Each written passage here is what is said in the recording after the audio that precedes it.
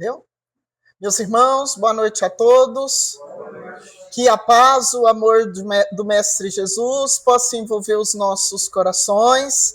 E para a nossa lição de hoje, nós pedimos o amparo dos mentores desta casa abençoada que nos acolhe, o amparo dos meus protetores, para que nós possamos, então, revigorar os nossos espíritos através do ensino do Evangelho de Jesus, do ensino da doutrina espírita, né, que tem por função nos ajudar a compreender o ensino de Jesus, conforme nos ensina o capítulo 17 do Evangelho segundo o Espiritismo, Sede Perfeitos. E também no livro O que é Espiritismo, autor Allan Kardec, um livro pequeno, que eu li há muitos anos, quando eu comecei na doutrina, lá também vai explicar que o Espiritismo não é uma revelação nova. O Espiritismo não vem revelar um fato novo. Na verdade, todos os princípios espíritas fazem parte da lei divina e estão sob o conhecimento da humanidade. Nós convivemos com eles desde os tempos mais recuados, né? Dr. Bezerra de Menezes tem um livro que se chama Uma Carta de Bezerra de Menezes, que ele escreveu para o irmão dele, né, para mostrar que o Espiritismo é lei divina, que o Espiritismo tem por função nos ajudar a compreender a lei divina. Todos os princípios da doutrina espírita, a existência de Deus, a comunicabilidade entre os espíritos, nós nos comunicamos com os espíritos e os espíritos se comunicam conosco. Por outras palavras, a mediunidade.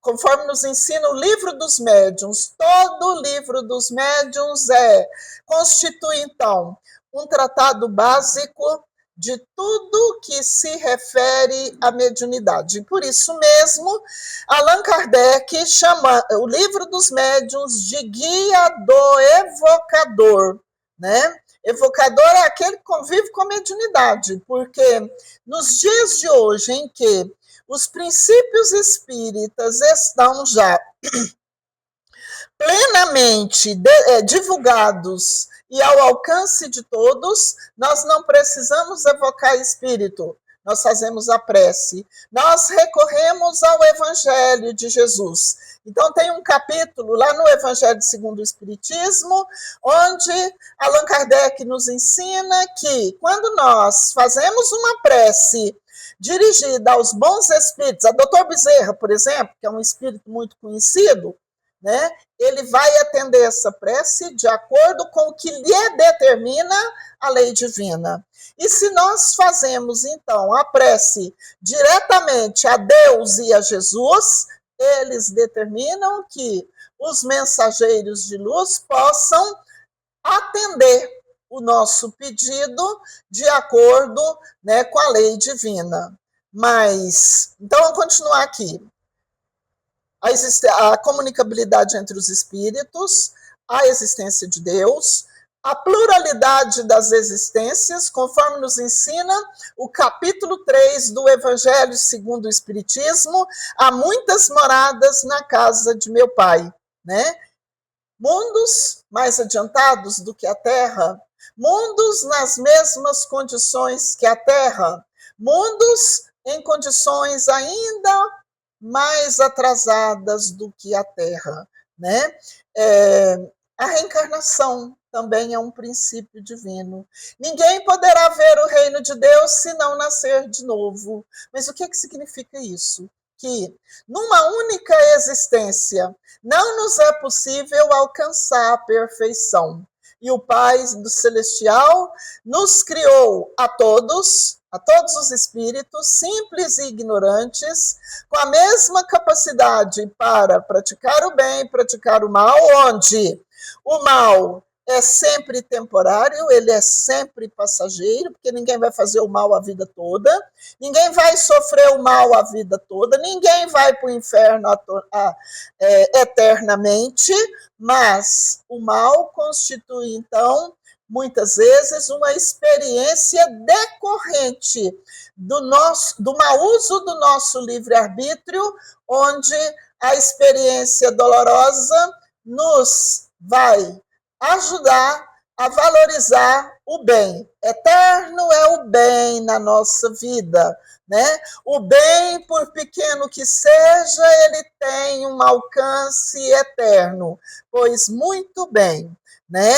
E nós vamos, então, de experiência em experiência, de existência em existência, aprendendo a viver de acordo com a lei divina, aprendendo a viver como filhos de Deus, porque esse é o objetivo fundamental da nossa existência na Terra, reconhecer a lei de Deus, sentir a presença de Deus ligados a nós, porque o Pai Celestial se relaciona individualmente com cada um dos seus filhos. Olha que coisa maravilhosa! Com cada um de nós. E na medida em que nós vamos, então, compreendendo a lei divina e vamos nos esforçando para viver de acordo com os princípios da lei divina, nós vamos nos tornando melhores. Nós vamos desenvolvendo em nós a capacidade de ajudar o nosso semelhante, o desejo de viver bem, de viver em paz, uns com os outros, conforme nos ensina a professora Amélia Rodrigues nas suas obras, né? Então, é o amor do Pai que se manifesta em nós. O espírito que é atrasado hoje será o anjo de amanhã. Um que está voltado para o mal hoje, amanhã estará, então, voltado para o bem. É assim, meus irmãos, que no livro Sexo e Destino tem um exemplo lá, um espírito desencarnado que vivia perturbando o dono da casa, a família, perturbando assim, não é por acaso, por ações, em virtude de ações infelizes, em virtude da ausência do bem na vida da pessoa, não é? Compreendeu o amor do Pai, compreendeu a lei divina, e de acordo com o desenrolar da história, um livro muito bom para a gente ler, toda a coleção de André Luiz. Então, esse obsessor se converte ao bem, aceita Jesus e passa a ser, então, um dos protetores daquele lar. É o que nos aguarda. Todos nós um dia seremos bons. Nós, espíritas, professamos então a fé raciocinada, que é a fé que se baseia no conhecimento dos fatos. É assim, por exemplo, que na introdução ao livro dos Espíritos, Allan Kardec faz uma demonstração de como foi que ele pesquisou os ensinos da doutrina, recebeu o ensino dos espíritos superiores e organizou todos esses ensinos em livros e nos deixou, então, esse bem eterno, né?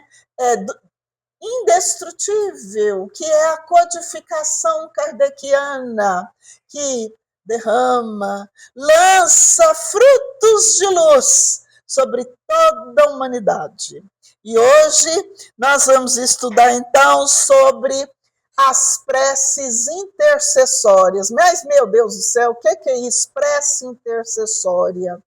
É a prece que a gente faz em favor dos outros. E estamos, meus irmãos, então, vivendo uma época em que todos nós precisamos nos apegar à oração. Nós precisamos ter tempo para conviver com o Pai Celestial, para louvar, para pedir, para agradecer. São as finalidades da prece. Mas dessas 3 finalidades, o que a gente faz mais mesmo? O que a gente faz mais? A gente pede. Oh, meu Deus do céu.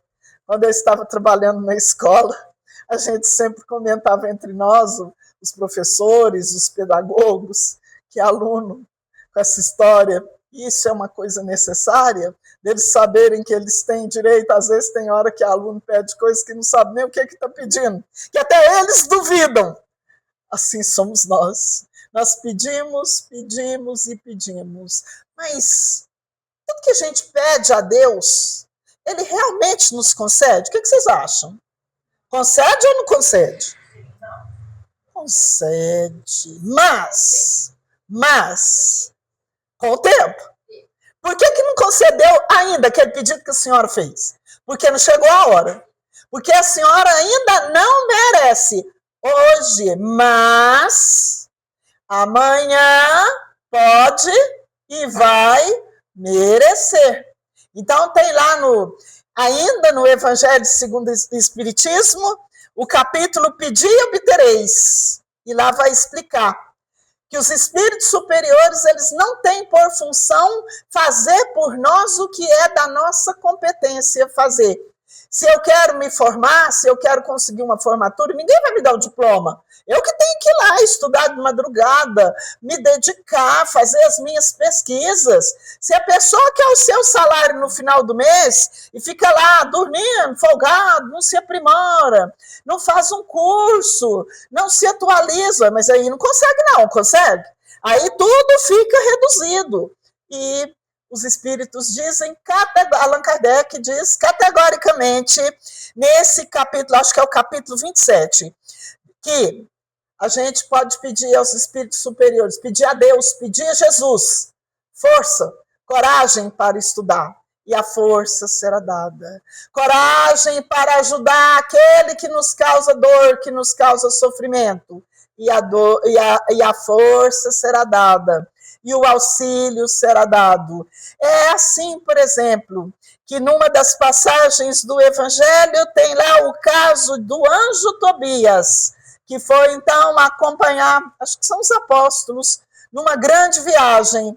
E a pessoa estava fazendo uma grande viagem. E o anjo Tobias se apresentou como se fosse um simples viajor. E fez com ele a viagem ali, ó, na maior luta, na maior dificuldade, enfrentando todas as dificuldades do caminho. Quando terminou a viagem, ele falou assim, agora você já pode seguir.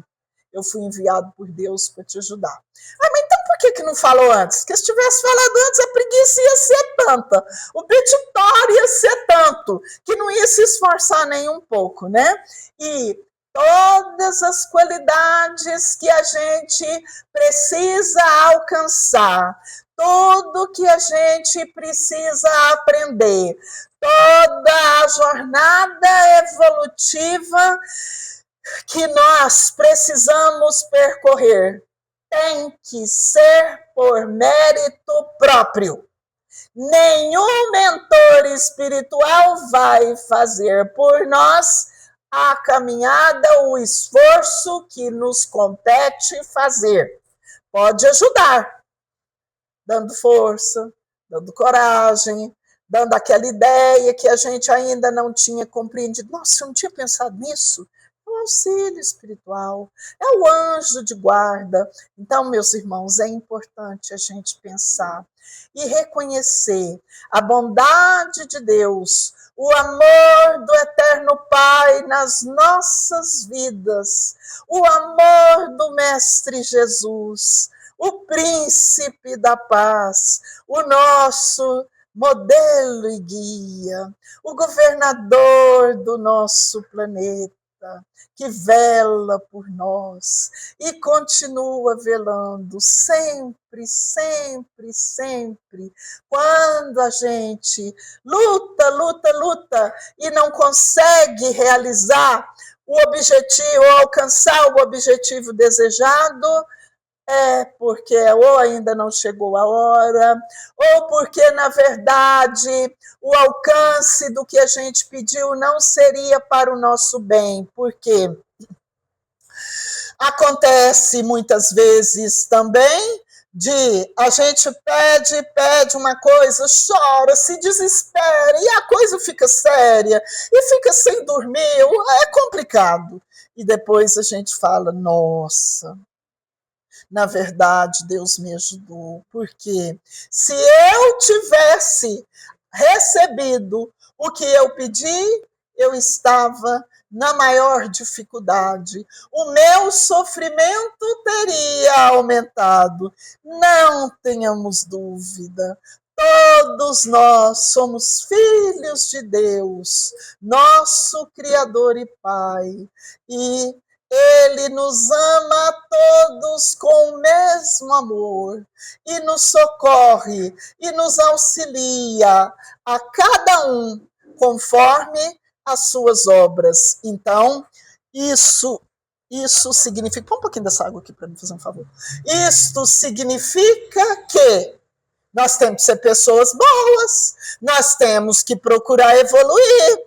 Obrigada. Nós temos que desenvolver as nossas qualidades. Nós temos que viver de forma que a gente adquira merecimento diante de Deus. A gente tem que doar amor, a gente tem que praticar os ensinos do Evangelho, a gente tem que lutar para viver as lições de Jesus. Aí a gente está, então, se colocando em condições para receber o auxílio divino. E tudo tem um tempo determinado. Enquanto não chega esse tempo, significa que é o nosso tempo de plantar, é o nosso tempo de semear. E a colheita é de acordo com o que foi semeado. Vamos plantar amor, vamos semear amor, tolerância, paciência, perdão, indulgência para com as imperfeições alheias. Mas o que é? O que é a indulgência? É a gente ver com absoluta caridade os defeitos humanos, os defeitos do próximo. Então a gente precisa se avizinhar do que nos ensina o Evangelho de Jesus para ver a atitude do Mestre diante de cada sofredor, diante de cada pecador. O profundo amor, sem julgamento, cheio de compaixão, né? E vamos avançar mais um pouco aqui. Essas lições são maravilhosas, mas vamos entrar na nossa história aqui. A nossa história de hoje está no capítulo 11 do livro Missionários da Luz, que tem o título de Intercessão, que é o nosso título é prece intercessória, quando a gente faz prece pelos outros, né? E duas senhoras procuraram, então, o instrutor Alexandre no plano espiritual, durante o período do sono físico. Elas estavam encarnadas, dormiram e foram conduzidas até o plano espiritual para falar com o instrutor Alexandre. Uma das senhoras se chama Etelvina e era amiga de Alexandre. A outra, a senhora Esther, era prima de Etelvina e estava numa condição de sofrimento muito grande, porque havia perdido seu marido Raul num assassinato misterioso, que não fora desvendado, segundo ela, mas que as investigações policiais já tinham sido encerradas. Esther, então, pediu a Alexandre o seu auxílio, a sua intercessão amorosa a respeito, em favor de sua prima Esther. E Esther tinha um coração muito bom, porque geralmente, quando acontece alguma coisa assim, alguma tragédia envolvendo nossos entes queridos, envolvendo pessoas que a gente conhece, fatos comovedores na nossa sociedade, a gente vê a pessoa da entrevista, a raiva dela é tão grande que ela quer destruir o agressor, né? Esther não queria isso, não. E ela falou que não queria vingança com ninguém, que ela precisava pedir a ele, pedir ao instrutor Alexandre, para ver se havia condição dela sonhar com o marido dela, encontrar com ele durante o sonho, ainda que fosse por breves instantes, para saber que ele estava bem, para saber notícia dele, para compreender o que é que tinha acontecido, para que esse encontro fortalecesse o seu coração e ela então pudesse retomar as lutas da vida, porque devido ao assassinato inesperado do seu marido Raul, ela estava numa situação financeira muito complicada e tinha uma família numerosa para ela cuidar. 3 filhos e 2 tios idosos, ao todo com ela 6 pessoas para ela cuidar. 6 vidas dependendo dela, né? E então ela falava e chorava, e o Alexandre, cheio de paciência e bondade, ouviu todo o pedido dela, ouviu suas palavras e disse às duas, a Etelvina e a Esther, que elas retornassem para casa, que tivessem confiança em Deus, que se entregasse às orações, que confiasse nas orações, que ele veria o que podia ser feito. E no outro dia, ele chamou André Luiz e falou, agora nós vamos lá na casa da Esther. Tomarei a casa da viúva como ponto de partida das minhas investigações, a fim de localizar o seu esposo Raul. E eles vieram do plano espiritual para a terra. A casa de Esther era numa rua modesta, e muito modesta também. E eles chegaram lá na hora do almoço, muito simples. E André Luiz ficou horrorizado, porque quando ele chegou lá, a casa de Esther estava cheia de entidades sofredoras. E esses irmãos desencarnados sofredores tomavam refeições à mesa junto com a família. O André ficou horrorizado. Nossa, mas como que isso pode?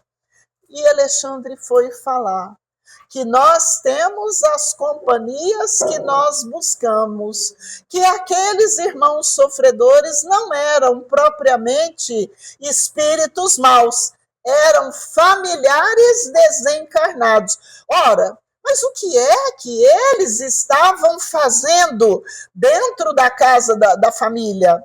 Porque haviam desencarnado e os familiares não davam sossego, ficava recordando a vida deles, muitas vezes recorda casos tristes que a pessoa viveu, ações infelizes que a pessoa praticou, momentos que marcou a família, e recorda isso com tanta insistência, que impede o familiar de receber auxílio. E como ele não tem esclarecimento da vida espiritual, ele é atraído para viver entre os encarnados. E que a mesa de refeição é sempre um lugar onde nós recebemos todas as influências espirituais. Eu fiz mestrado na Universidade de Brasília e nos dias que eu cheguei lá, nos primeiros dias, tinha umas reuniões espíritas lá na UNB. E eu fui lá, conheci gente de lá, eu comecei a fazer palestra lá em Brasília, né? A pessoa me levava e me trazia, porque lá em Brasília, se você não tiver casa, principalmente mulher, não pode cantar muito não, nem homem, né? Mas mulher, então, o nosso cuidado tem que ser dobrado. E um senhor contou o seguinte episódio, que ele, de certa feita, estava à mesa, acho que estava tomando café com a família, E o filho dele, uma criança já maiorzinha, deixou ele tão nervoso que quando ele olhou no pão que o menino ia comer, o pão estava preto. Então nós temos que ter cuidado. A mesa de refeição é um lugar de respeito. Não é lugar da gente ficar conversando qualquer assunto. É preciso que a gente tenha moderação. E não é só na mesa de refeição, não. A vida da gente, ela é o resultado do que a gente pensa, do que a gente fala, do que a gente sente, da forma como a gente vive, dos pensamentos que a gente cultiva. Né? Se a gente cultiva pensamentos bons, pensamentos de paz, pensamentos de harmonia com a lei divina, então nós chamamos para junto de nós os espíritos iluminados. Né? E se a gente pratica, tem uma conduta contrária, os irmãos já sabem o que acontece. E olhando a casa da viúva, né? E o Alexandre falando com o André falou assim: presta atenção, escuta o que eles estão falando em volta da mesa. Os velhos reclamavam da falta de sorte, que trabalhou tanto, que teve uma juventude laboriosa, cheia de trabalho. Olha o que tinha sobrado na velhice. Eles tinham que ficar na dependência de uma pobre sobrinha viúva, e lamentava a vida, e reclamava. Aí a Esther falou: não, mas eu acredito em Deus. E contou o sonho, que ela foi levada pela prima Etelvina, num lugar maravilhoso, onde um bondoso instrutor ouviu as suas queixas, os seus relatos até o fim, e confortou o seu coração. E eles até duvidaram dela, né? Então ficou demonstrado para André Luiz. Aquelas pessoas, como eu já disse, eram parentes dos encarnados que eram atraídos pela conduta distante do Evangelho. Andando pela casa, André Luiz viu o tempo está seco demais, não tá? Esse ano estou sentindo, mas André Luiz, o instrutor Alexandre, encontrou lá um espírito trabalhador que servia a família, numa aparência muito humilde, extremamente digna. E o Alexandre, que o André conta a história, mas o Alexandre é superior a ele. Perguntou para ele: o amigo está em função ativa? Quer dizer, trabalha aqui? Trabalha nesse lar? Serve nesse lar? Sim, e eu estou aqui para servir, porque reconheceu a superioridade do instrutor. Aí ele falou: o senhor conheceu Raul? Conheci. Tudo fiz para ajudá-lo. Não somente eu, mas outros irmãos trabalhadores desencarnados, amigos seus. Mas nós não podemos evitar o suicídio friamente deliberado. E querendo apurar as informações, o Alexandre perguntou: mas foi suicídio? A viúva acredita em assassinato? Ele falou: não, foi suicídio. Ele planejou o suicídio e praticou o suicídio. Estávamos nós todos em volta dele, tentando ajudá-lo, e a gente não conseguiu reerguê-lo da poça de sangue em que ele se precipitou, né? Ele deu um tiro no peito. E chegou, então, um bando de salteadores. Mas o que é isso, meu Deus do céu? São espíritos vampirizadores que dominam outros espíritos, também devedores, que andam em grupo e sugam toda a vitalidade, né, de espíritos também devedores, mais fracos do que ele. Então eles falaram, o espírito fala para ele, que ele chegou a esse bando de espíritos, arrebatou o suicida e anda com ele por aí, nas piores condições morais, espirituais, quase terrível. Ele agradeceu e foi embora. E, de repente, André percebeu que os dois estavam andando na vizinhança de um frigorífico e viram lá um espírito meio dementado, meio fora de si, meio desacordado.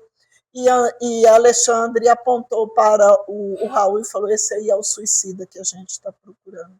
Ele chegou perto do Raul, tocou Raul e, lançando mão dos recursos da espiritualidade, estendeu, iluminou o local. Quando os sofredores, vampirizadores estavam junto com ele, eles fugiram apavorados. E um que era mais dominador falou: vamos fugir daqui. Os espíritos poderosos estão interessados nesse homem.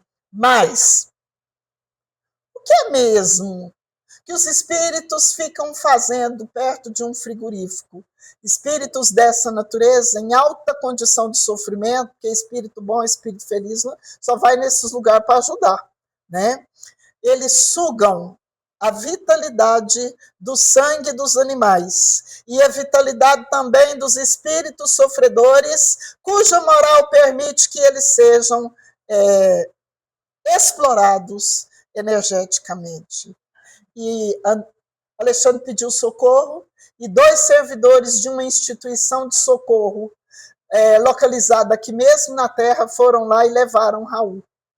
Passado alguns momentos, chegaram lá na instituição de socorro e Raul estava meio desacordado, já numa cama limpinha, de lençóis alvos, branquinhos, bem cuidado. E Alexandre, então, foi dando passes em Raul, aplicando nele energias para que ele despertasse. E Raul, de repente, começou a gritar. E gritava o nome de Esther, gritava que estava morrendo e que não queria morrer, que sofria muito, que o peito estava cheio de sangue. Mas como que é isso? Morreu, está sepultado e o espírito cheio de sangue. Perispírito.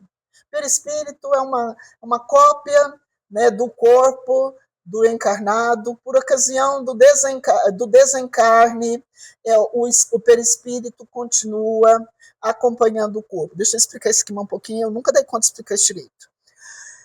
O perispírito é o corpo espiritual de natureza semimaterial, conforme nos diz a obra kardeciana.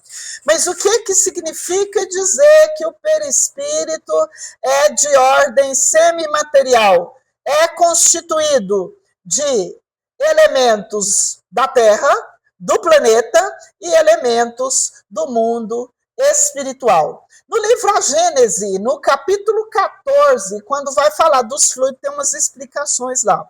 São explicações que a gente demora muito tempo para compreender totalmente. Estou muito longe disso. Mas eu dei aula de evangelização para criança e jovem de todas as idades lá no meu grupo espírita do Bezerra de Menezes.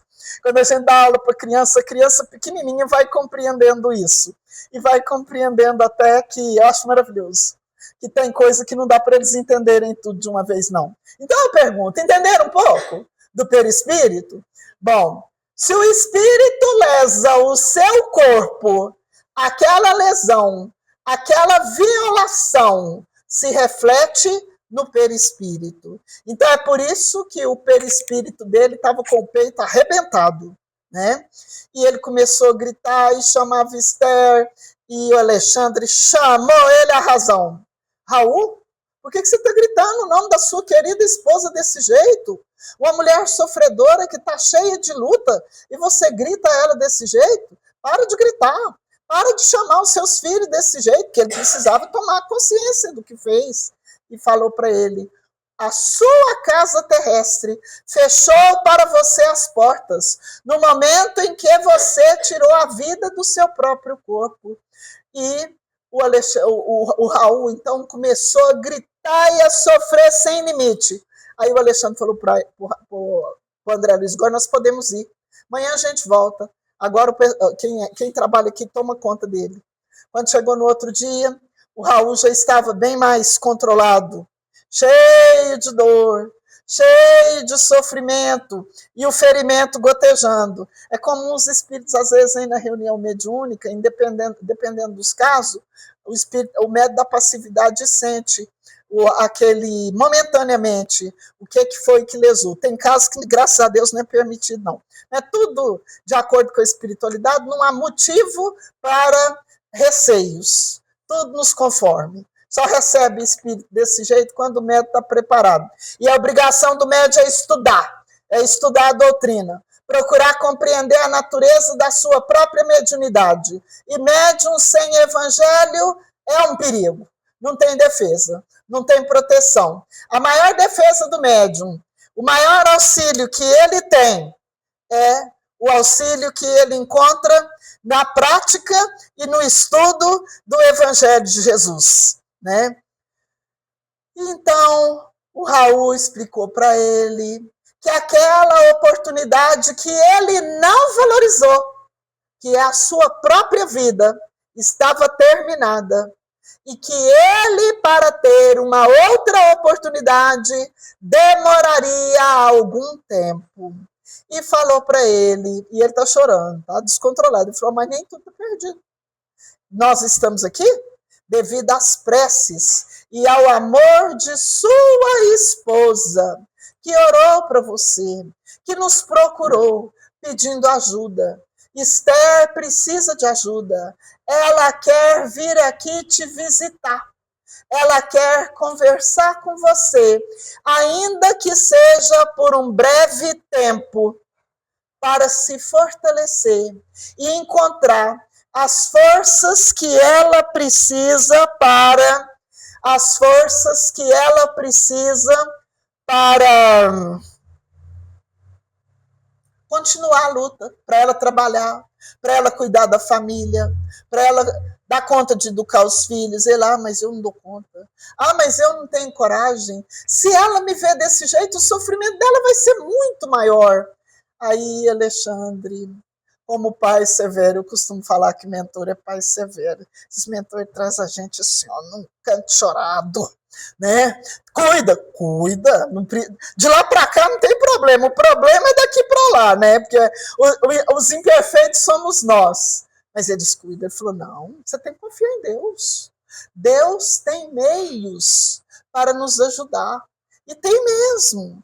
Deus possui infinitos caminhos para nos socorrer em todas as dificuldades da nossa vida.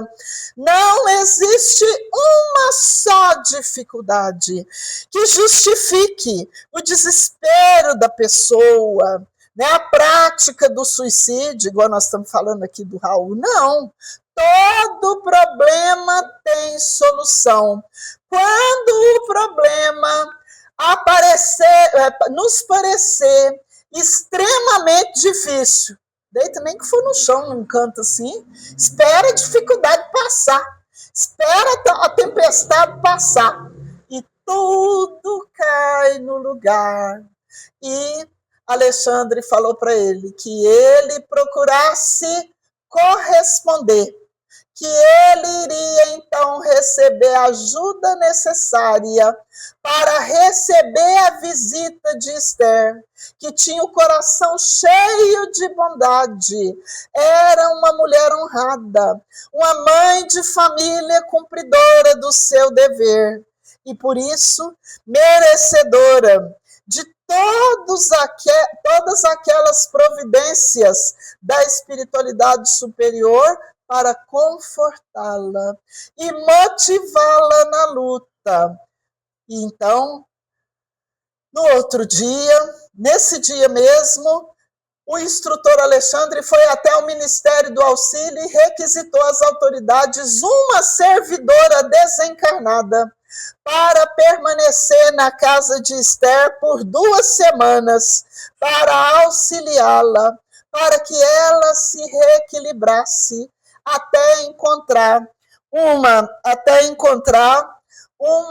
colocação digna, um trabalho digno, onde ela pudesse sustentar digna e honradamente a sua família. O amor de Deus tudo provê. O amor de Deus tudo provê. em nosso favor. Confiemos em Deus, qualquer que seja a nossa dificuldade. Então, no outro dia, o Alexandre chegou lá, encontrou Raul mais pensativo, ainda com muita dor, o ferimento sangrando.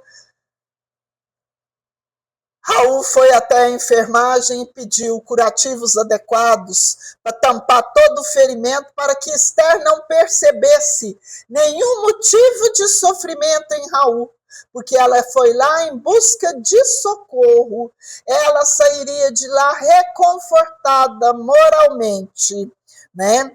Então, era tanta providência, tanto cuidado, tanto conselho de Alexandre, tanta determinação. Você não pode falar isso, você não pode reclamar, você não pode dar queixa, você não pode falar nada para ela que indique, que dê ideia para ela do sofrimento que você está passando. Ela vem aqui em busca de tranquilidade.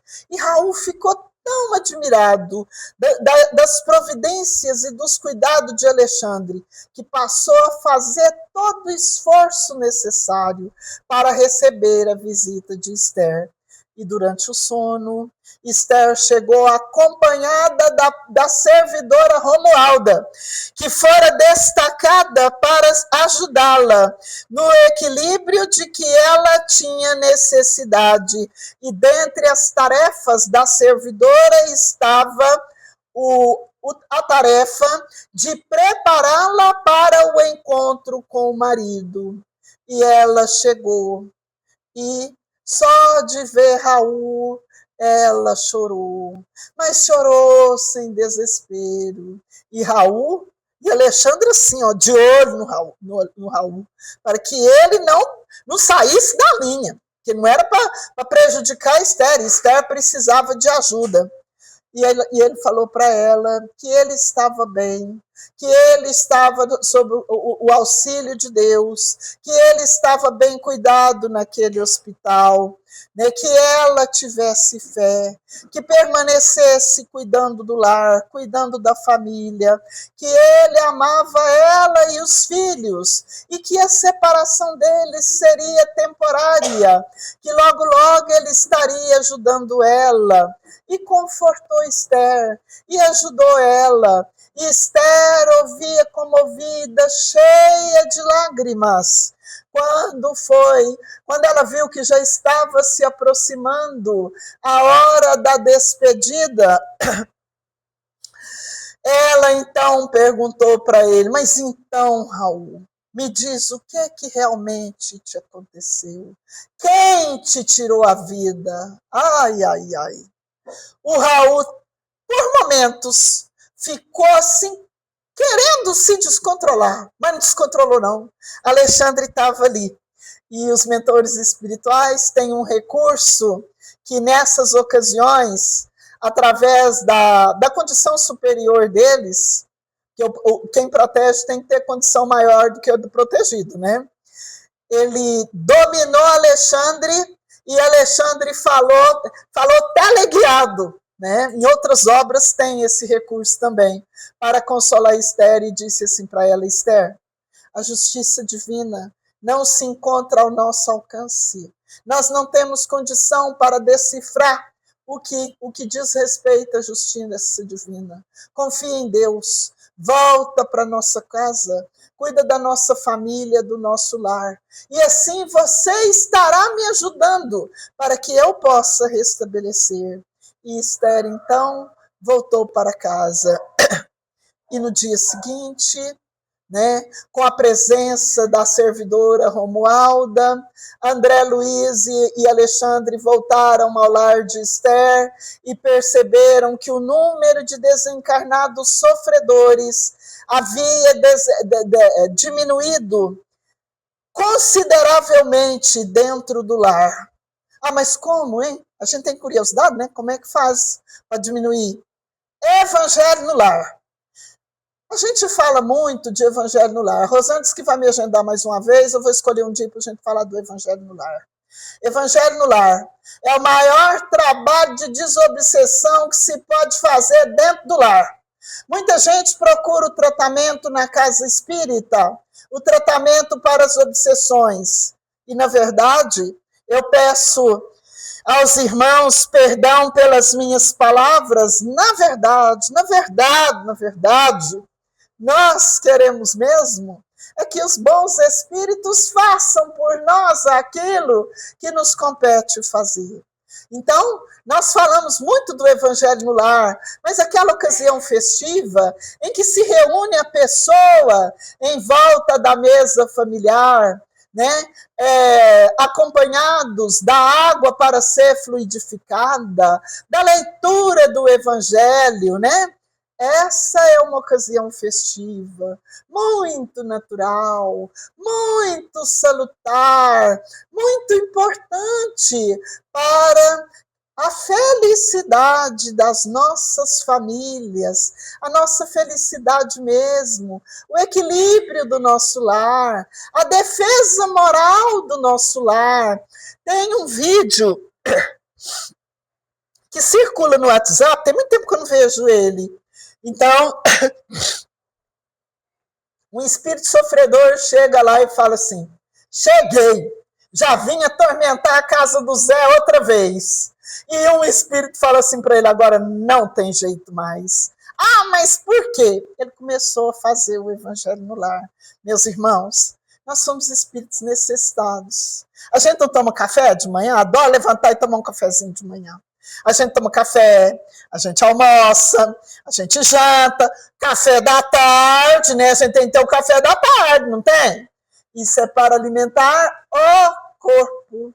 Nosso espírito precisa de alimento todos os dias. Todos os dias. O nosso alimento é a oração, as boas palavras, o convívio fraterno e amoroso uns com os outros, tratar bem o familiar, cuidar daquele que precisa mais. Quando eu falei aquele que precisa mais, não é o convívio melhor não, às vezes é o mais atrevido, às vezes é o mais mal educado, é o que precisa mais, é o que resmunga mais. A gente tem que ter paciência com os idosos.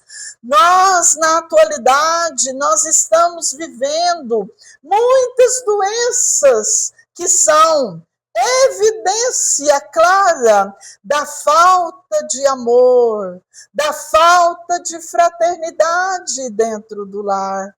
Tudo isso estabelece o vínculo com as energias positivas, o vínculo com os espíritos superiores, nossos familiares queridos, que estão no plano espiritual, em condições melhores para nos ajudar e que nos socorre, que trabalham por nós, com a bênção de Deus, nosso Criador e Pai. Então, para justificar esse convívio, para aumentar a nossa cota de felicidade, de alegria dentro do lar, nós temos o dever de orar dentro do nosso lar todos os dias. De vez em quando alguém fala assim para mim: não, eu levanto, eu já vou vestindo minha roupa, eu já vou abrindo a porta, entrando dentro do carro, e ali eu vou orando. Gente, a codificação kardeciana, o próprio Jesus no seu Evangelho, porque quem inventou o culto do Evangelho no lar foi o Mestre Jesus, conforme nos ensina o livro Jesus no Lar, lá no capítulo 1. A conversa, o convívio com os espíritos superiores, aquele momento em que a gente busca a presença de Deus, a presença de Jesus, tem que ser um momento de profundo respeito, de profunda moderação, de recolhimento, que seja 5 minutos, que seja 10 minutos, não é para orar andando, não. Eu fiz uma oração em casa correndo para eu vir. A hora que eu chegar em casa, eu vou fazer de novo, porque ainda não está bem feito, não. Eu não acabei ainda a minha oração de hoje, não. A hora que eu chegar lá em casa, eu vou orar de novo. Eu não gosto de horário que eu vou dormir, não. Quando eu vou dormir, eu já vou cega de sono. Mas eu tenho que caprichar. Hoje eu ainda vou fazer a minha lição. Então, meus irmãos, ficou claro? E, terminando o tempo, Romualda estava na casa de Esther, havia acompanhado, ajudado, cumprido a sua missão. E André Luiz pediu para estar presente. Curioso, né, esse André Luiz? Nos momentos finais da nossa lição. E tocou a campainha da casa. E Esther foi abrir a porta. E quem estava na porta da casa dela era uma senhora proprietária de uma confecção. No livro fala uma oficina de costura, que foi chamá-la para dar a ela o emprego que ela precisava. Então, gente, Deus vela por nós. O Pai tudo sabe e tudo vê. Nós, sabedores disso, precisamos desenvolver todas as nossas qualidades para sermos merecedores do auxílio divino de acordo com as nossas necessidades. Mas se a gente não merece hoje, se a gente aprender um pouco mais hoje, vamos melhorar. Vamos trabalhar para aumentar o nosso merecimento diante de Deus. Que Jesus nos abençoe a todos. Eu agradeço os mentores dessa casa abençoada. Agradeço os meus protetores. Que o amor de Deus, o amor de Jesus, esteja presente em nossos corações. Muito obrigado.